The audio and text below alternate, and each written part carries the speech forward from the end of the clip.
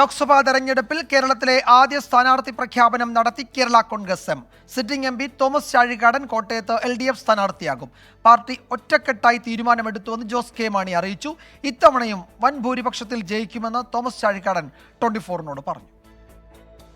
പതിവ് തർക്കങ്ങളും സസ്പെൻസും ഒന്നുമില്ലാതെയായിരുന്നു കേരള കോൺഗ്രസ് എമ്മിന്റെ സ്ഥാനാർത്ഥി പ്രഖ്യാപനം. കോട്ടയം സീറ്റിന്റെ കാര്യത്തിൽ ഇടതുമുന്നണിയിൽ നിന്ന് ഉറപ്പ് കിട്ടിയതിന് പിന്നാലെ പാർട്ടി കമ്മിറ്റികൾ ചേർന്ന് തോമസ് ചാഴികാടനെ സ്ഥാനാർത്ഥിയായി തെരഞ്ഞെടുക്കുകയായിരുന്നു. തുടർന്ന് ജോസ് കെ മാണി ഔദ്യോഗിക പ്രഖ്യാപനം നടത്തി. ഒരേ ഒരു പേര് മാത്രമാണ് ഇതുമായി ബന്ധപ്പെട്ട് മുന്നോട്ട് വന്നത്. ആ പേര് നമ്മുടെ ഇപ്പോഴത്തെ സിറ്റിംഗ് MP-യും പാർട്ടിയുടെ വൈസ് ചെയർമാനുമായ ശ്രീ തോമസ് ചാഴികാടനാണ്. ജോസ് കെ മാണിയുടെ വിശ്വാസവും MP എന്ന നിലയിലുള്ള മികച്ച പ്രവർത്തനവുമാണ് ചാഴികാടന് വീണ്ടും ഒരു അവസരത്തിന് വഴി തെളിയിച്ചത്. വീണ്ടും ഒരു അവസരം കിട്ടിയിരിക്കുന്നു. അത് ഫലപ്രദമായി വിജയിച്ച് ജനങ്ങളോടൊപ്പം പ്രവർത്തിക്കാൻ വീണ്ടും ഞാൻ നിങ്ങളോടൊപ്പം ഉണ്ടായിരിക്കും.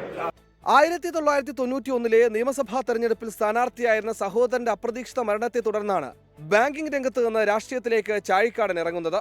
1991 മുതൽ 20 വർഷം ഏറ്റുമാനൂർ MLA ആയി.